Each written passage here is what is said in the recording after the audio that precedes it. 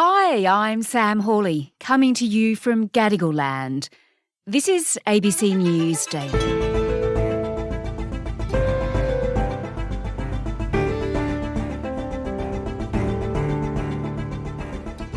We already know we've been paying a lot more for petrol, rent and electricity. But now we also know the price of those things could mean we're slapped with another interest rate rise. That's because the cost of those items is keeping inflation higher than the Reserve Bank would like. Today, business editor Ian Verrinder on what the RBA board is likely to do when it meets on Melbourne Cup Day and why it needs to tread very carefully.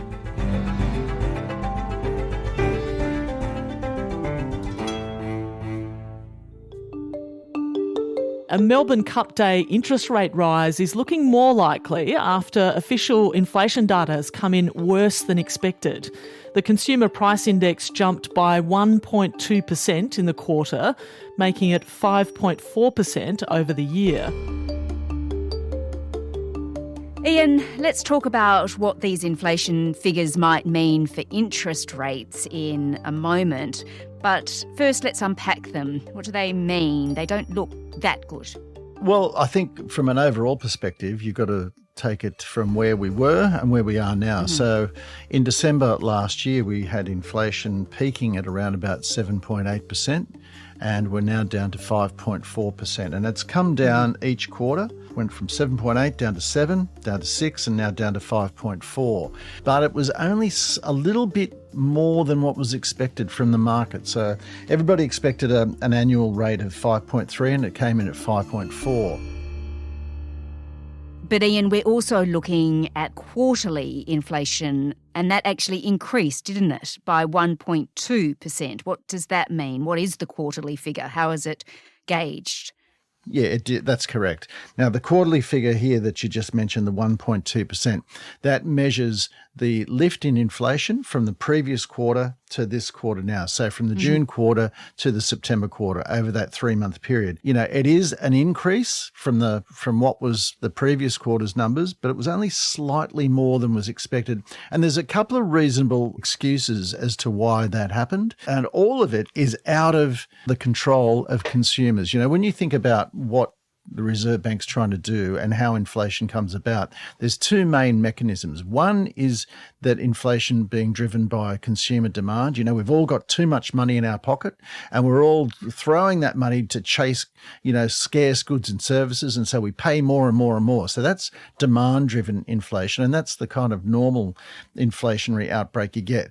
The other kind is when you get a supply shock. And suddenly there's a shortage of something and so the prices all rise, but it's completely out of control of consumers. So bring in petrol. Yeah, and that's what the problem is here now. Petrol prices rose 7.2% during this quarter. So that's a really huge component in it. There was a couple of other things too. Rents continue to be a major problem. And also, you've also got things like electricity. Again, completely out of the control of consumers. Yes. You have no option but to pay for this stuff. Yeah, it's not discretionary. No, not at all. The inflation isn't being driven by us paying for things and throwing our money around. It's with being forced to do it. Yeah, and these figures, they don't even take into account the Gaza-Israel war yet, do they? They don't, no. From what you read, that's going to mean fuel prices will go up again. They could. Look, in the last few days, they've actually started to drop away quite a bit.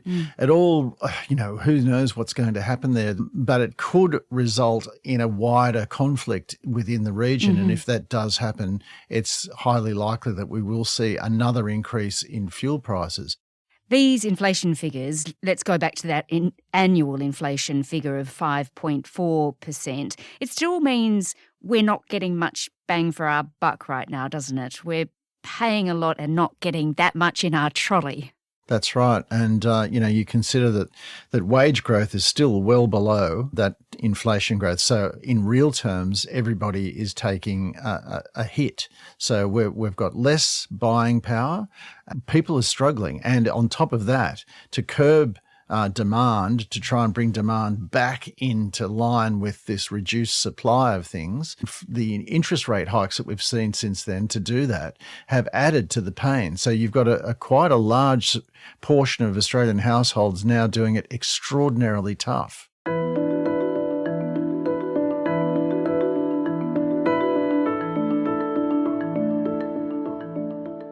All right, Ian, let's look further at that, at interest rates. The Reserve Bank Board wants inflation, we're told over and over again, to go back to that target range of 2 to 3% by 2025. So we've still got some way to go.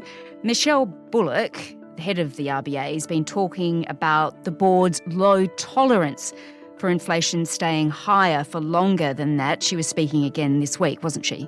She was, yeah. It was her first official speech, actually, as Reserve Bank Governor. The board has been clear that it has a low tolerance for allowing inflation to return to target more slowly than currently expected. Accepting this would risk eroding public credibility in our commitment to low and stable inflation.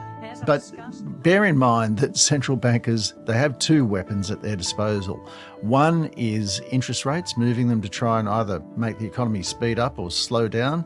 And the other is talking. So when you start to run out of wriggle room on the actual interest rates, they usually start to ramp up the speaking and the threats. So she's making it absolutely clear to everybody out there that they will raise interest rates if they have to do so. And she'll say it as often and as loudly as possible. Okay, but it doesn't mean she's going to do it. Not necessarily, because, we've had 12 rate hikes now in the space of, 18 months or so. That's an incredibly fast pace of interest rate hikes. And when you've done so much work, when you get towards that peak level, the chances of making a mistake increase dramatically. I mean, exponentially, in fact. Some economists, Ian, think on Melbourne Cup Day the RBA will raise rates again. There is still the risk of another rate rise from here, but I think if we do get one, it will just be one more. Unfortunately, I think if they go once, they're more than likely going to go twice, because one move is really just fine-tuning. If they're genuinely concerned about what's going on, we're probably in for a couple of hikes. My big concern remains that the Reserve Bank will end up going too far and will end up with a recession next year, and that would be a recession we don't need to have. The decision for the RBA board, it's going to be somewhat tricky. It's not going to be an easy decision at all. I mean, they have been making the threats, and I guess if you want to continue to make threats and have people listen to you, you do occasionally have to act. But the general consensus out there is that they have one more interest rate shot left in the gun, so you've got to really pick the moment to fire it. I'm not sure that these figures are enough to tip the balance there. And, there's been some really interesting analysis in the past week or two, particularly from Shane Oliver, actually, from AMP Capital. And he made the point that, okay, let's say we do get a wider conflict in the Middle East. Let's say fuel prices do rise dramatically as a result of that. Does that really mean we've got an inflation problem? Because what he's arguing that it could actually be deflationary, because let's say petrol prices were all paying, say, $12 a week more than we were. He's arguing, well, that's $12 less that already stretched household budgets are going to have to stop spending elsewhere, which is deflationary. And these are the kind of arguments I think that'll probably reverberate around the Reserve Bank board table when they do sit down on Melbourne Cup Day. And as you say, the RBA could, make a mistake. If it does go too far, what happens?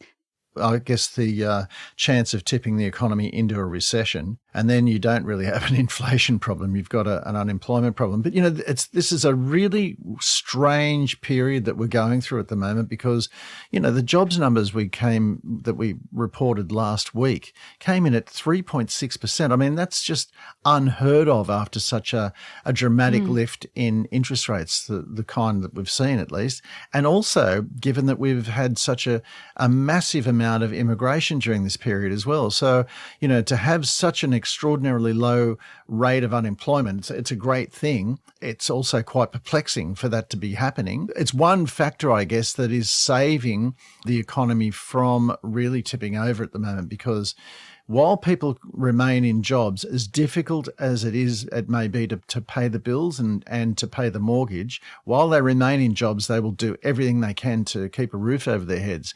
It's when unemployment starts to rise that things get really, really quite tricky. And as you pointed to before, there's a lot of households that are already really struggling. Yeah, that's right. I mean, I think there's something around about 10 to 15% of Australian households that are under mortgage stress at the moment. And when we talk about mortgage stress, we're talking about really not having enough money to keep your head above water. You know, once you pay the mortgage and the other bills that you have to pay, there's nothing left over, and people are being forced to cut back on their spending quite dramatically. And we're seeing that in retail sales figures. We're seeing that right across the economy.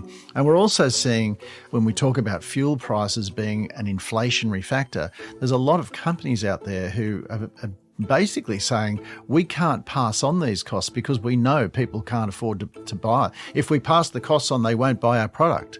And, you know, pretty much everything involves fuel. And so to a large extent, businesses are starting to absorb some of those costs. That means lower profits for them. That means if that really, proceeds, they might have to start laying off workers. Gosh.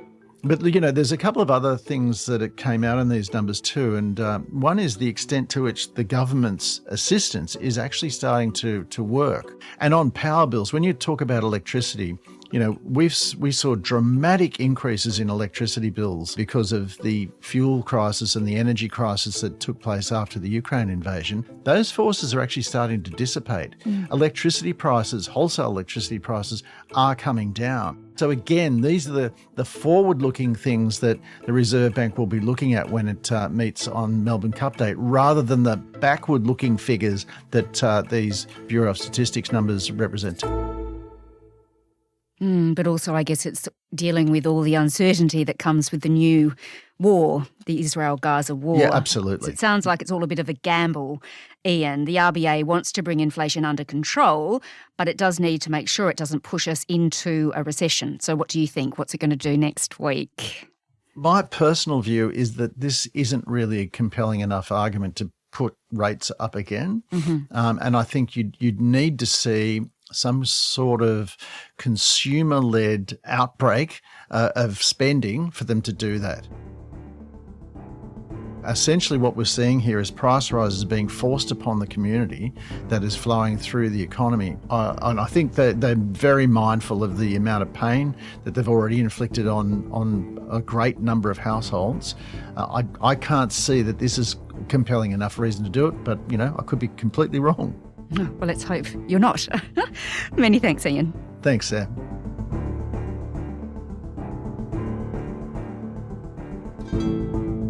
Ian Verinder is the ABC's business editor.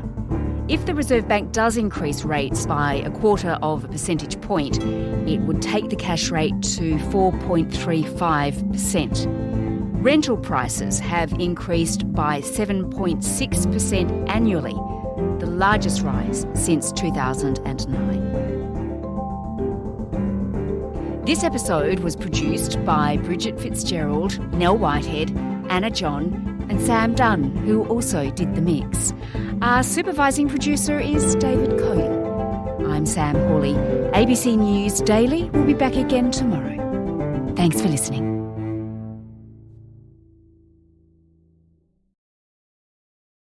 Subscribe to listen to more free podcasts or download the ABC Listen app and stream ad-free.